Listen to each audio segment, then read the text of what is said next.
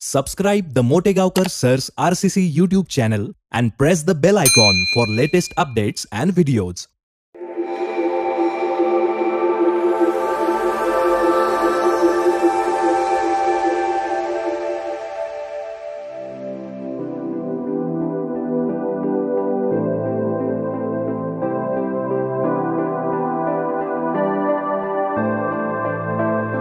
नमस्कार विद्यार्थी मित्रांनो, welcome to the world of chemistry, welcome to RCC. So in previous class we have completed Arrhenius equation discussion. त्याचे एक 2-3 question बेटा मी आजच्या लेक्चर मध्ये देखील शेवटी डिस्कस करणार आहे, ठीक आहे ना. पण फ्रेश डिस्कशन म्हणून आपण सुरुवात करणार आहोत या पॉइंटला, effect of catalyst on the rate of reaction. कॅटलिस्टचा इफेक्ट नेमका रेट ऑफ रिएक्शन वर काय पडत असतो, ठीक आहे. अगोदर पाहूयात बेटा कॅटलिस्ट म्हणजे काय. Catalyst is that substance which alters the rate of reaction. Alters म्हणजे changes the rate of reaction without getting consuming in that reaction. Catalyst reaction मध्ये consume होत नसतो. म्हणजे तुम्ही जेवढा catalyst reactionच्या सुरुवातीला घेतला होता, समजा 10 ग्राम घेतला होता, रिएक्शन संपल्यानंतर देखील तो 10 ग्राम आपल्याला माघारी मिळत असतो, ठीक आहे ना.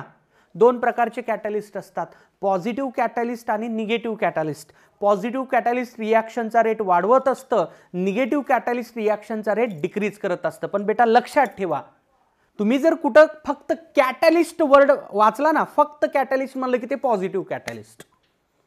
फक्त कॅटलिस्ट दिसला की त्याला काय म्हणायचं, पॉझिटिव्ह कॅटलिस्ट म्हणायचं. कारण मॅक्झिमम टाइम आपण जेव्हा कॅटलिस्टचा वापर करतो, कुणीच रिएक्शनचा रेट कमी करण्याचा प्रयत्न करणार नाही ना बेटा. कॉमन सेन्सची गोष्ट आहे. आपण कॅटलिस्ट यूज करायलोत म्हणजे आपलं एम एकच असणार आहे, to increase the rate of reaction, ठीक आहे ना. फक्त कॅटलिस्ट म्हणजे काय, पॉझिटिव्ह कॅटलिस्ट म्हणजे रिएक्शनचा रेट वाढवणारा, ठीक आहे ना. आता मी हेडिंग टाकली, effect of catalyst on the rate of reaction. हे कॅटलिस्ट हेडिंग मध्येच मी दुसरी हेडिंग अशी म्हणू शकतो, पॉझिटिव्ह कॅटलिस्ट. म्हणजे मी जेवढं काही डिस्कशन करणार आहे ते ऑब्व्हियसली पॉझिटिव्ह कॅटलिस्ट बद्दलच असणार आहे. तुम्हाला क्वेश्चन मध्ये जर फक्त कॅटलिस्ट शब्द दिसला, तुम्ही त्याचा अर्थ मनानच पॉझिटिव्ह कॅटलिस्ट घ्यायचा आहे, लक्षात घ्या. निगेटिव्ह कॅटलिस्ट ते स्वतःहून म्हणतील दिस इज निगेटिव्ह कॅटलिस्ट, तेव्हाच मनात आणायचंय. माझा पॉइंट कळला का. फक्त कॅटलिस्ट म्हणलं की कोणता कॅटलिस्ट, पॉझिटिव्ह कॅटलिस्ट, ठीक आहे ना. तर कॅटलिस्ट म्हणजे काय, मी आता पॉझिटिव्ह कॅटलिस्ट धरूनच बोलतोय पुढचा. असा सबस्टन्स जो रिएक्शनचा रेट वाढवेल पण तो त्या रिएक्शन मध्ये कंझ्युम होणार नाही. चला बघा डेफिनेशन. कॅटलिस्ट म्हणजे काय, कॅटलिस्ट किंवा पॉझिटिव्ह कॅटलिस्ट म्हणजे काय, ठीक आहे ना. The substance which increases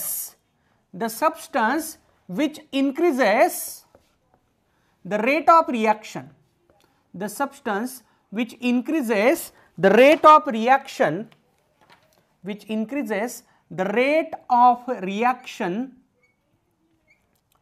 without undergoing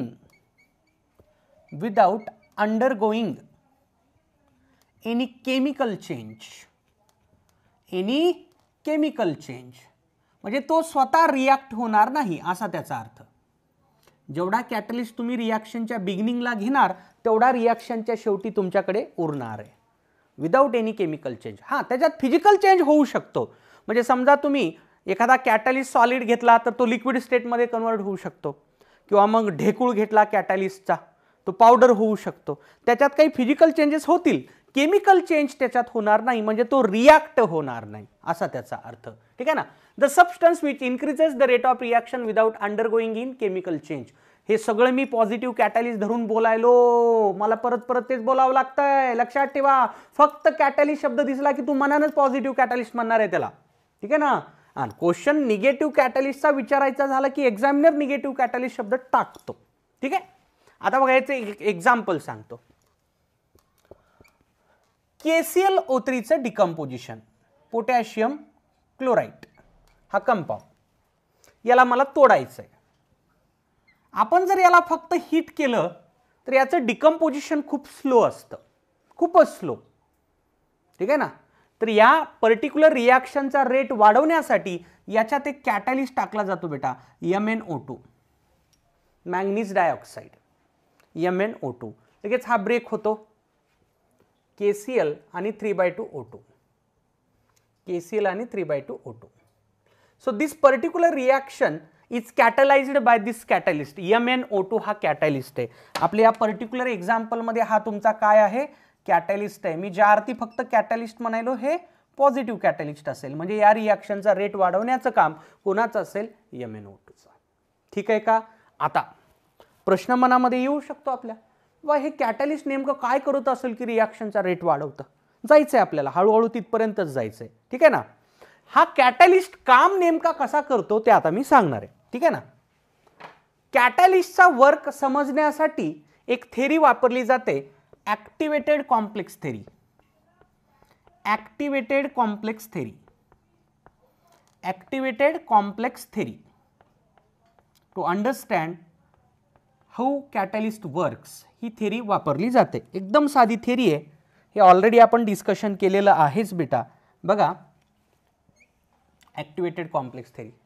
समजा A आणि B हे दोन रिॲक्टंट्स आहेत. हे दोघं कोण आहेत, रिॲक्टंट्स आहेत. ठीक आहे ना. आता याच्यात मी एक कॅटॅलिस्ट टाकायलो, समजा C नावाचा कॅटॅलिस्ट टाकायलो. हा C कोण आहे, कॅटॅलिस्ट आहे. ठीक आहे. A आणि B रिॲक्टंट्स आहेत, C कॅटॅलिस्ट आहे. तर सुरुवातीला काय होतं बघा, हे रिॲक्टंट आणि कॅटॅलिस्ट एकत्र येतात आणि ते एक असा कंपाऊंड तयार करतात.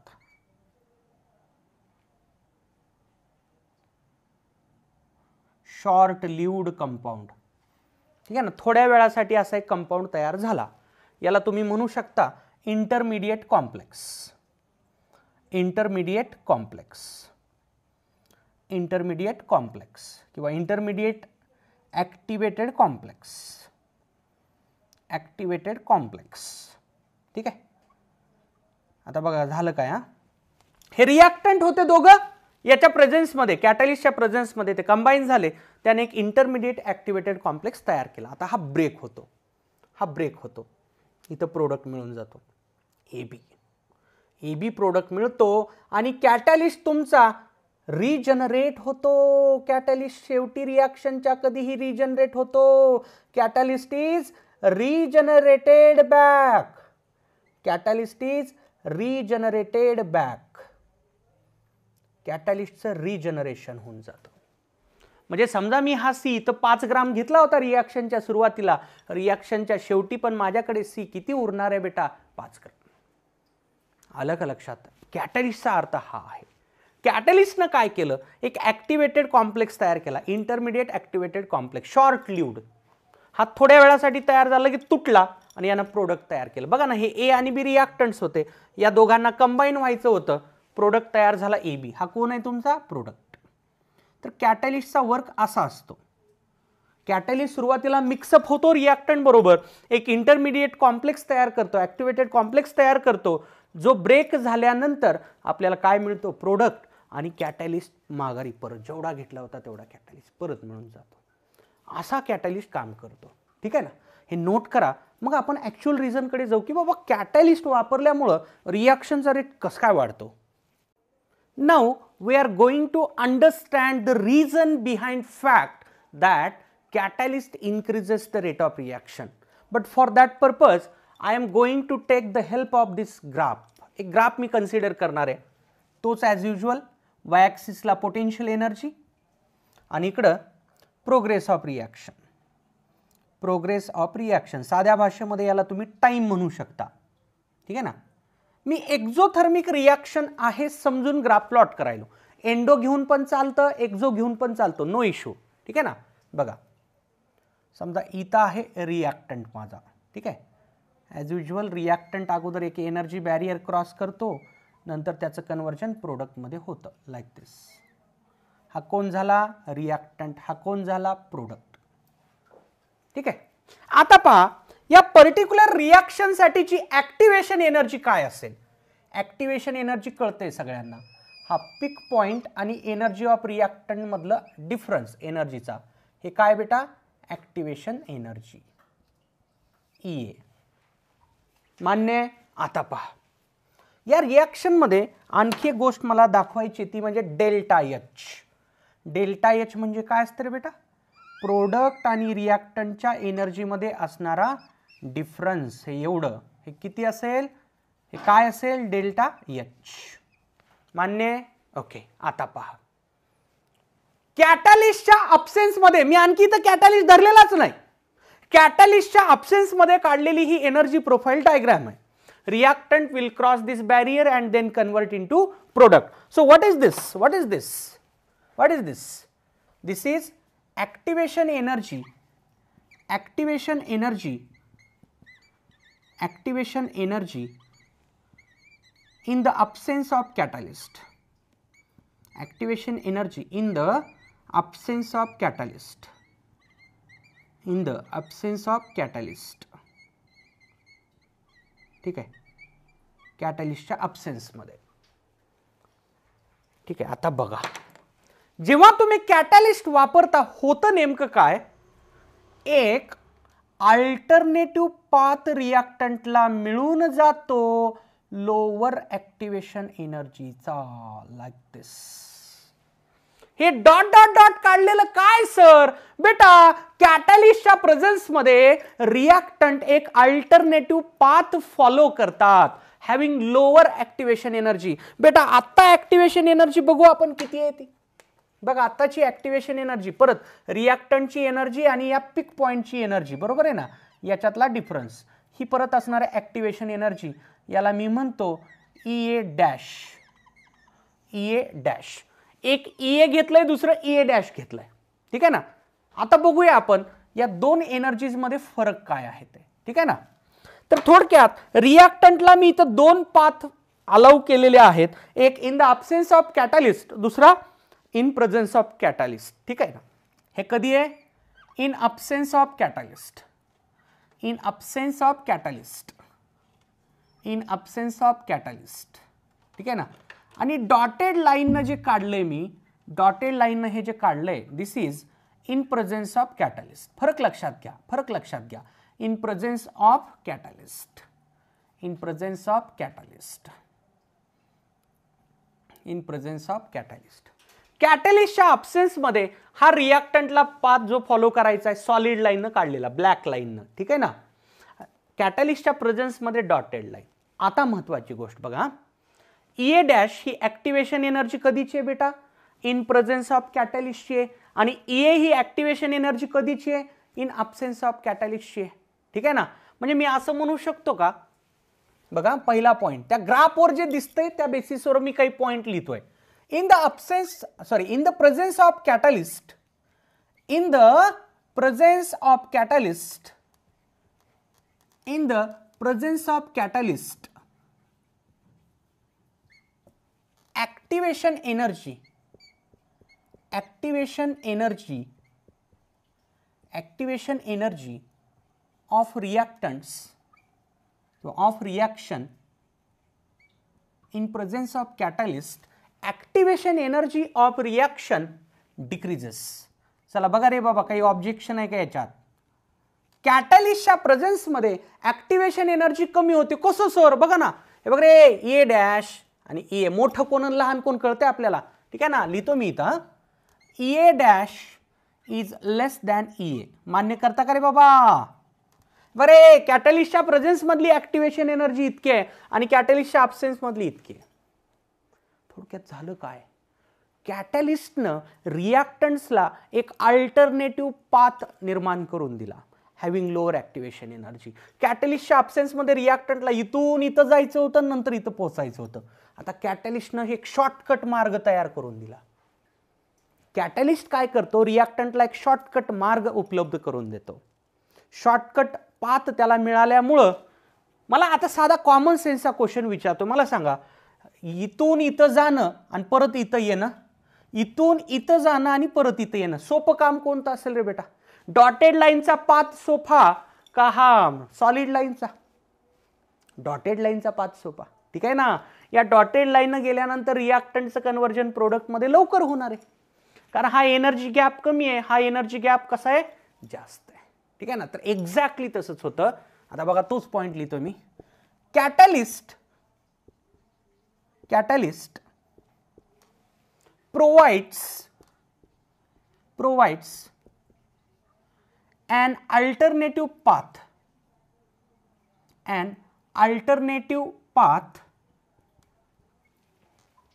of lower activation energy, alternative path of lower activation energy to the reactants. ठीक आहे ना, हे तुम्हाला स्टेटमेंट पाठ करून ठेवायचं रे बाबा. याच्यावर करेक्ट इनकरेक्ट स्टेटमेंट भरपूर तयार होतात, तसे क्वेश्चन्स तयार होतात. Catalyst provides an alternative path of lower activation energy to the reactants. बघा झालं ना, कॅटलिस्टनं काय केलं, एक दुसरा मार्ग तयार करून दिला रिएक्टंटसाठी लोअर ऍक्टिव्हेशन एनर्जीचा. सर तुम्ही मगापासून म्हणताय ऍक्टिव्हेशन एनर्जी कॅटलिस्ट कमी करायला, मग त्याचा काय फरक पडला? फरक पडला बेटा. आपल्याला माहिती आहे as rate of reaction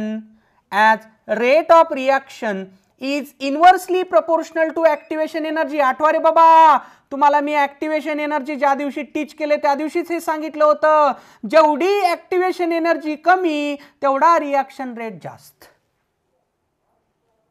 ठीक आहे ना. कॅटलिस्टनं ऍक्टिव्हेशन एनर्जी कमी केली. कॅटलिस्टनं जर ऍक्टिव्हेशन एनर्जी कमी केली त्यानं रिएक्शनचा रेट काय केला? वाढवला ना. कारण रेट ऑफ रिएक्शन आणि ऍक्टिव्हेशन एनर्जी काय इनव्हर्स आहेत. कॅटलिस्टच्या प्रेझेन्समध्ये ऍक्टिव्हेशन एनर्जी कमी झाली म्हणणं म्हणजेच रिएक्शनचा रेट वाढला असं म्हणणं बरोबरच झालं ना. ठीक आहे ना. देअरफॉर रेट ऑफ रिएक्शन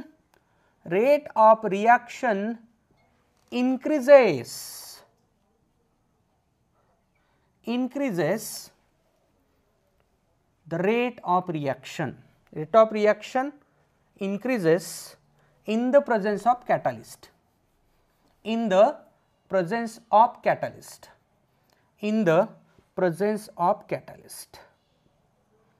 हे reason आहे बेटा, in the presence of catalyst. Okay. कॅटलिस्टनं काय केलं, रिएक्शनची ऍक्टिव्हेशन एनर्जी कमी केली. ऍक्टिव्हेशन एनर्जी कमी झाली म्हणून रेट ऑफ रिएक्शन वाढला. कारण या दोघांमध्ये कसं रिलेशन आहे, इनव्हर्स आहे. हे कमी झाले की ऑटोमॅटिकली हे काय होतं, वाढतं. जेवढी ऍक्टिव्हेशन एनर्जी कमी असेल तेवढी रिएक्शन फास्ट असते.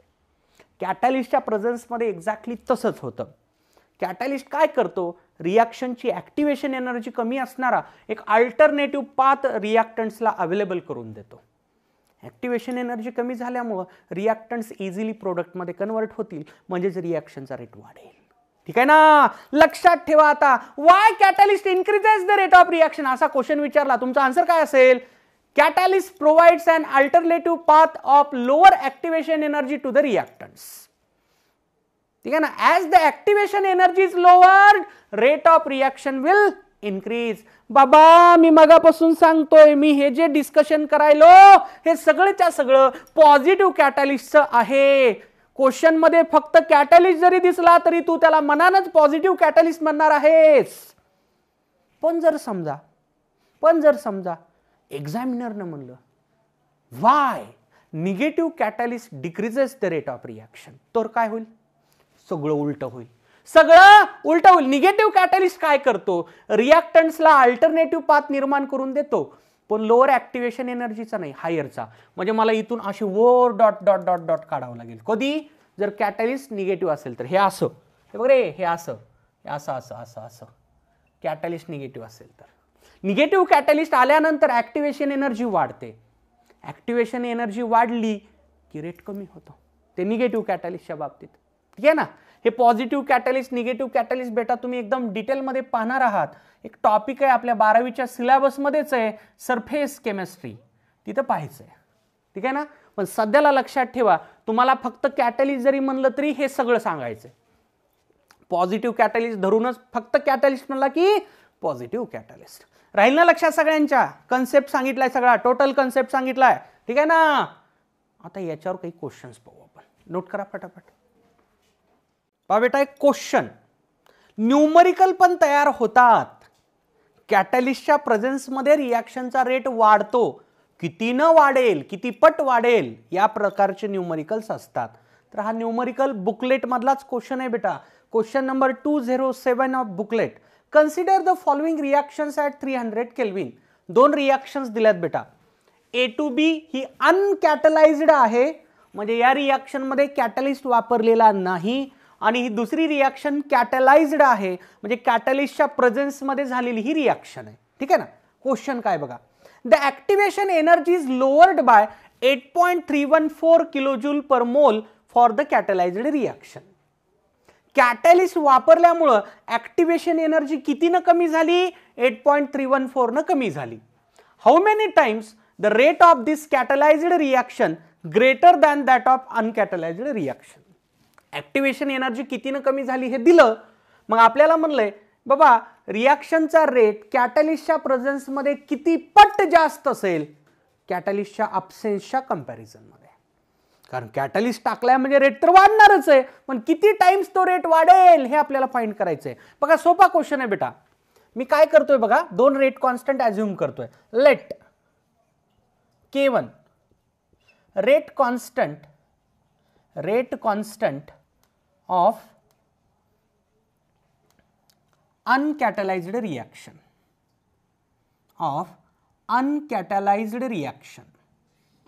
कॅटलिस्ट नसलेल्या रिएक्शन साठीचा rate constant.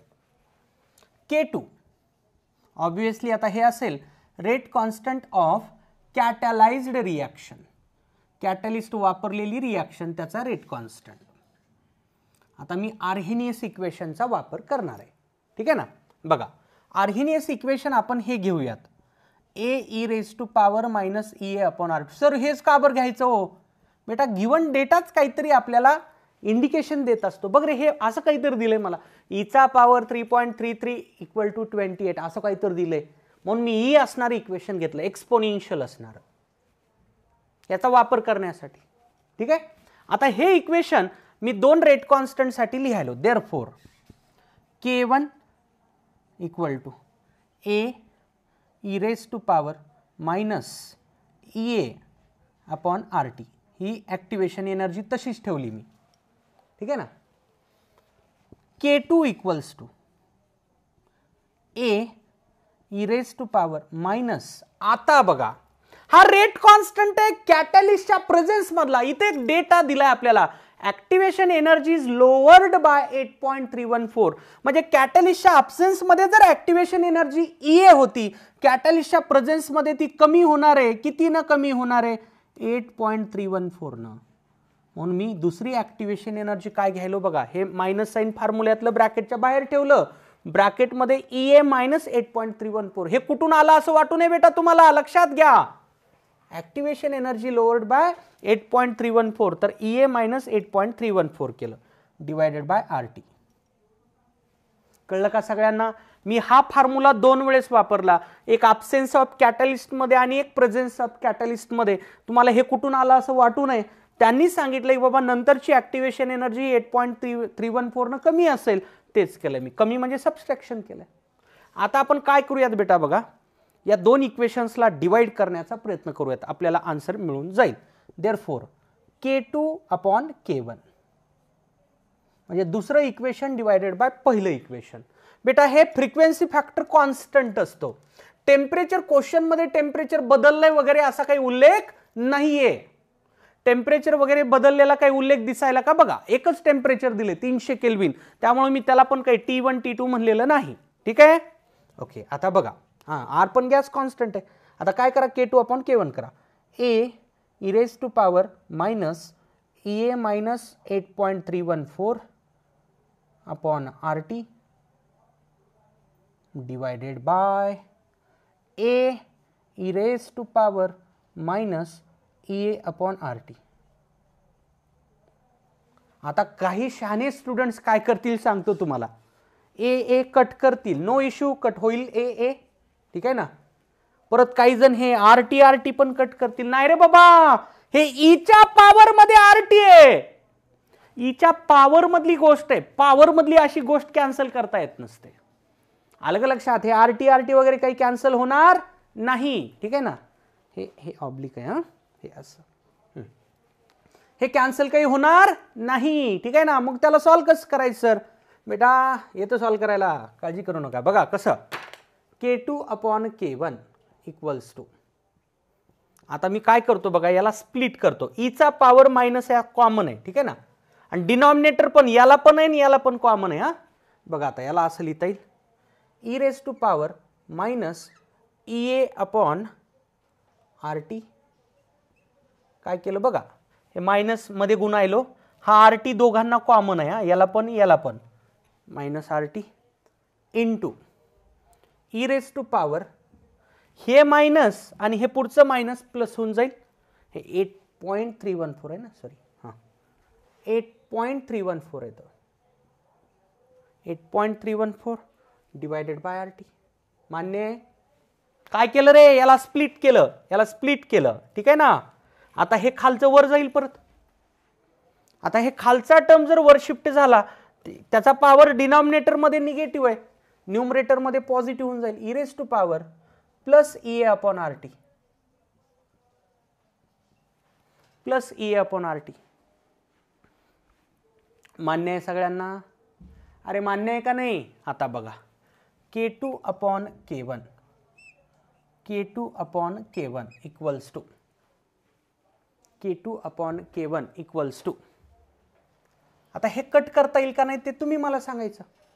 Icha power minus A upon RT आहे, Icha power plus A upon RT आहे, म्हणजे हे ईचा पॉवर 0 झाला, हे हे मिळू ना, into Icha power 8.314 upon RT. Icha power 0 कसा केला सर? बेटा हे मायनस A अपॉन RT आणि plus A upon RT cancel होईल ना, ईचा पॉवर काय येईल? 0. एनिथिंग रेज टू पॉवर 0 म्हणजे 0 नसतं रे, 1 असतं. ईचा पॉवर 0 देखील काय येईल? 1 येईल. म्हणजे हे एवढंच राहिलं. आता ईचा पॉवर 8.314 अपॉन RT लिहून ठेवा कुठं, ईचा पॉवर 0 इक्वल टू 1 इथं लिहितो मी. ईचा पॉवर 0 म्हणजे 1 असतो, ठीक आहे. आता आपल्याला हे सॉल्व करता येईल. ईचा पॉवर 8.314 डिवायडेड बाय, आता बघा R ची व्हॅल्यू आता टाकायची आणि T ची देखील व्हॅल्यू टाकायची. ऍक्टिव्हेशन एनर्जीचं युनिट बघ बेटा, किलो जूल आहे, हे किलो जूल आहे. जर ऍक्टिव्हेशन एनर्जी किलो जूल असेल, तुला R पण किलो जूलचा टाकावं लागेल. मी सांगितलं होतं कालच्या लेक्चरमध्ये सुरुवातीला सांगितलं होतं, ऍक्टिव्हेशन एनर्जीचं युनिट आणि R चं युनिट हे सिमिलर असावं लागेल. ऍक्टिव्हेशन एनर्जी किलो जूल मध्ये असल्यामुळं R पण किलो जूलचा असावं लागेल. 8.314 इंटू 10⁻⁻³ कारण 8.314 ही R ची व्हॅल्यू जूल मधली आहे, किलो जूल मधली पाहिजे, कारण ऍक्टिव्हेशन एनर्जी हा टर्म किलो जूलचा आहे, हे पण किलो जूल, ठीक आहे ना. इंटू हे R झालं इतका, हे तुम्हाला समजण्यासाठी लिहितोय मी. तर हे एवढं हे लिहिलेलं काय आहे बेटा, हे काय आहे, एवढं काय आहे, हे R आहे, R गॅस कॉन्स्टंट R आहे हा, ठीक आहे ना. ओके. इंटू टेम्परेचर बघा दिले क्वेश्चन मध्ये 300 केल्विन. आता बघा हे 8.314 हे 8.314 कॅन्सल होतं, हे 10चा पॉवर -3 वर शिफ्ट करा, 1000 होऊन जाईल. ईचा पॉवर 1000 डिवायडेड बाय 300, हे परत 0 कट करा, 10/3 10/3 हे कॅल्क्युलेशन परफॉर्म करा बेटा. ईचा पॉवर तुम्हाला मिळेल बघा 1000. Okay, no issue. 3.33 किती मिळेल तुम्हाला? 3.33 ते दिलंय ऑलरेडी बघा. ईचा पॉवर 3.33 तुम्हाला ऑलरेडी दिलाय किती? 28. हे कुठून लिहिलं तर गिवन K2 अपॉन K1 आला 28. याचा अर्थ झाला, I can say that K2 is 28 times K1. नंतरचा रेट कॉन्स्टंट म्हणजे कॅटलिस्टच्या प्रेझेन्स मधला रेट कॉन्स्टंट हा कॅटलिस्टच्या अब्सेन्स पेक्षा 28 पट जास्त आहे. रेट कॉन्स्टंट 28 पट जास्त आहे म्हणजे रेट ऑफ रिएक्शन पण 28 पट जास्त आहे. तर कन्क्लुजन काय असेल final? Rate of reaction increases, upward arrow लिहितो मी, increases by 28 times, increases by 28 times. ठीक आहे ना बेटा. हे थोडंसं कॅल्क्युलेशन व्यवस्थित याला स्प्लिट करायला मी पॉवरला असं स्प्लिट करता येत असतं. पॉवरला स्प्लिट केलं, हे कॅन्सल झालं, ठीक आहे ना. हां, हे एक महत्त्वाचं.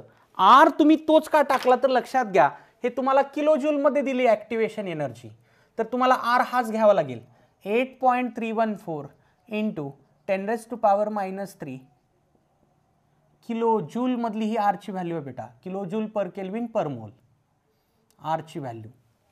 ॲक्टिवेशन एनर्जीच्या युनिटवरून तुम्हाला आरचं युनिट आरची व्हॅल्यू ठरवायची.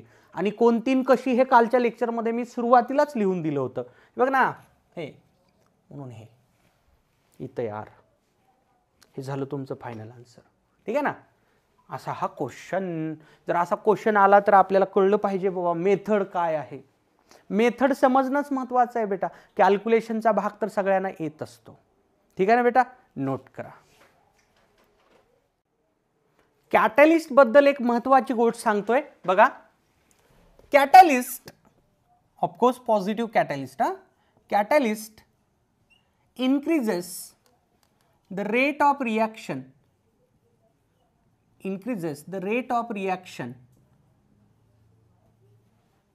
by decreasing activation energy. Sir काय नवीन गोष्ट सांगितला तो, मगाशी तर हेच बोललात की. अरे बेटा मी हेच बोललो मगाशी.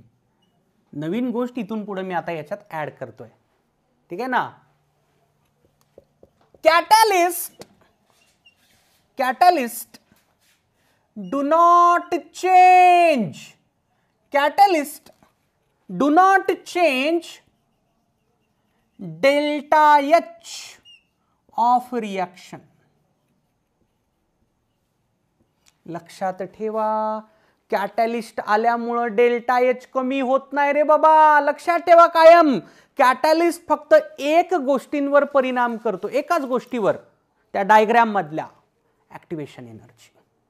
कॅटलिस्ट आल्यानंतर ॲक्टिवेशन एनर्जी कमी होते, डेल्टा एच बदलत नाही. वाटलं तर मगाशी डायग्राम काढलेली परत एकदा रिकॉल करू. बघा असं होतं डायग्राम, हे असं काढलं होतं मी. ठीक आहे ना. परत मध्येच एक डॉट डॉट डॉट काढलं होतं असं, बरोबर आहे.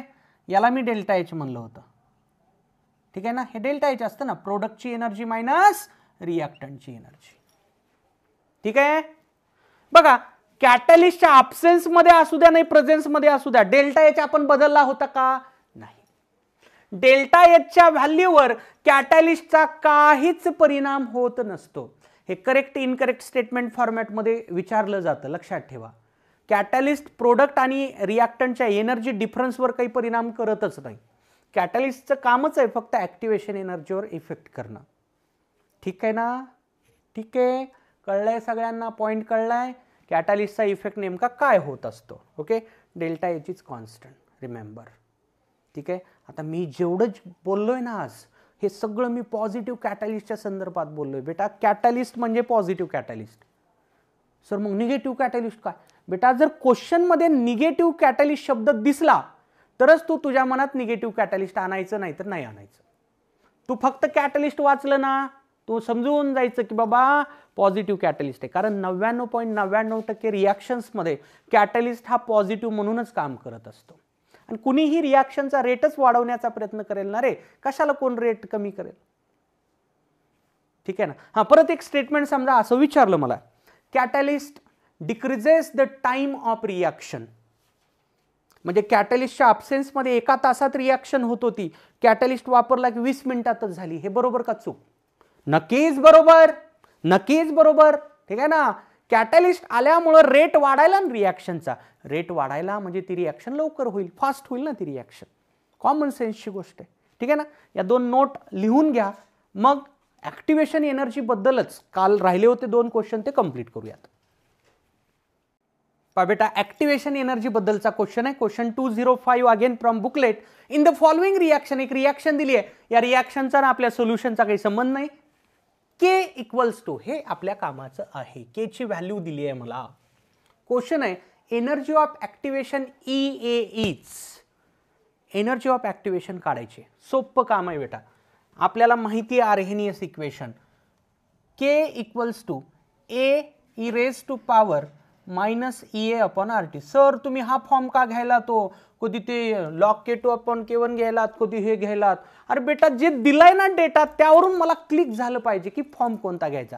मी इथं ई बघितलं, मला लगेच मनात आलं माझ्या की ई वालाच फॉर्म घ्यायचा. गिव्हन डेटाच तुला सिम्बॉल करत असतो, तुला इशारा देत असतो की बाबा फॉर्म्युला काय घ्यायचा. बरेच स्टुडंट विचारतात, सर या क्वेश्चनला हा फॉर्म्युला घ्यायला, दुसऱ्याला तो घ्यायला.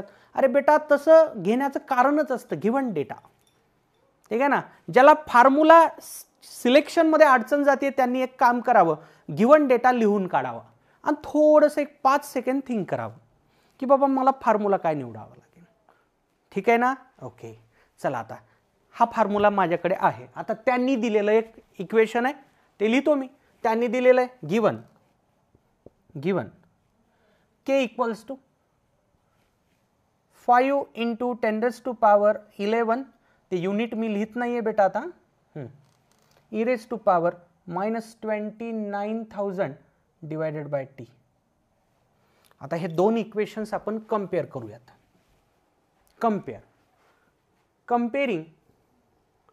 कम्पेअरिंग टू इक्वेशन्स काय मिळेल बघू आपण.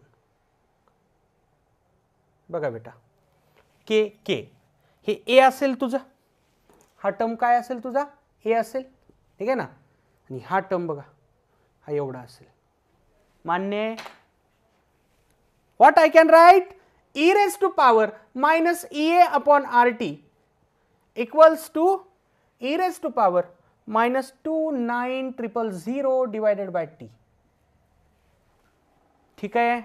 आता बघा कंपॅरिझन परत कसं करता येईल. ठीक आहे, कसं करता येईल. Therefore EA/RT equals to 29,000/t. Minus minus comparison बघा. ठीक आहे ना. ERT 29,000/t.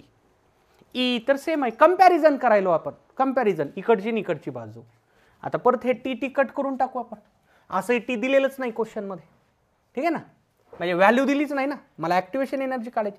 Therefore activation energy equals to 29,000 into R. ठीक आहे. आता महत्वाची गोष्ट, ऑप्शन पर्पजफुली लिहिलेत मी. ऍक्टिव्हेशन एनर्जीची युनिट बघा बेटा, किलो कॅलरी. फक्त एका ठिकाणी कॅलरी आहे, पण लक्षात घ्या इथे साइन मायनस आहे. ऍक्टिव्हेशन एनर्जी निगेटिव्ह असते का रे? एनर्जी निगेटिव्ह असू शकते का? Capacity to do work negative असेल का? नाही ना. हे ऑप्शन असंच डिलीट होऊन जाईल. हे 3 ऑप्शन मला बघायचे, त्या 3 पैकी एक माझं कुठलं तरी उत्तर आहे. किलो कॅलरी मध्ये आन्सर दिसतंय मला. मग सांगा मला आर काय घेऊ बेटा? 29,000 इंटू आर किती घ्यायचा सर? अहो घ्या ना 2 इंटू 10⁻³ किलो कॅलरी पर मोल. हे काल लिहून दिलेलं बेटा. ऍक्टिव्हेशन एनर्जीचं युनिट ठरवत असतं आर काय घ्यायचा. ठीक आहे ना. आता तुम्ही जर हे मल्टिप्लिकेशन केलं बघा, हे 10⁻³ या 3 0 वर कट होऊन जातो. 58 किलो कॅलरी पर मोल. 58 किलो कॅलरी पर मोल झालं फायनल आन्सर. सोपा क्वेश्चन आहे एकदम. फक्त कम्पेअर करायचंय. हे मी बळजबरीने एवढं वाढवलंय सोल्युशन. खरं तर इथल्या इथंच मला असं पाहूनच कळलं पाहिजे. नोट करा. पहा बेटा पुढचा question again from booklet. For A reaction A giving B if log to the base 10k. याचं टेन्शन घ्यायचं नसतं रे. लॉगचा बेस 10च असतो आणि lnचा बेस e असतो. तुम्हाला बऱ्याचदा बोललोय मी. इक्वेशन दिलंय. सगळ्यांनी करेक्शन करा छोटंसं. बुकलेटमध्ये इथं साईनमध्ये प्लस झालंय. प्लस घेऊन तो क्वेश्चन सॉल्व्ह होत नाही. प्लस घेऊन ऍक्टिव्हेशन एनर्जी निगेटिव्ह येते, जे शक्य नाही. तर मध्ये साईन निगेटिव्ह असलं पाहिजे. ठीक आहे. The frequency factor and energy of activation for the reaction are. खूप सोपा क्वेश्चन आहे बेटा. ठीक आहे. बघा लॉग, मी एक इक्वेशन काल तयार केलं होतं. Log K equals to log A. आठवा थोडंसं. ग्राफ प्लॉट करत असताना बघा सगळ्यांनी -EA/2.303 RT. ठीक आहे ना. हे इक्वेशन ग्राफ मध्ये बघा रे. ग्राफ नंबर 2 मध्ये बघा लॉग के वर्सेस 1/t. आणि त्यांनी दिलेले equation log K equals to, ते 10 लिहिण्याची गरज नाही हा पायाजवळचं, ignore it. 14 minus 1.25 into 10⁴ divided by t. ठीक आहे. आपल्याला क्वेश्चन आहे फ्रिक्वेन्सी फॅक्टर. फ्रिक्वेन्सी फॅक्टर म्हणजे काय रे? ए. ठीक आहे ना. Therefore I can write log A equal to 14. Log A equal to 14. पण आपल्याला ए काढायचं आहे. ए कसा काढायचा सर? ए इक्वल्स टू लॉगला कॅन्सल करण्यासाठी अँटीलॉग आणावं लागतो बेटा. अँटीलॉग ऑफ 14. मी तुम्हाला बऱ्याचदा सांगितलं रे बेटा, अँटीलॉग काढणे म्हणजे तो नंबर कोणाचा लॉग आहे याचा विचार करणे. ठीक आहे ना. आता बघा, मी इथं लिहितो कुठंतरी, समजा इथं लिहितो. इथं लिहितो. माहित आहे असावं सगळ्यांना, log of 10⁻x is x. सांगितलंय मी. हे जो पॉवर असतो तो त्याचा लॉग असतो.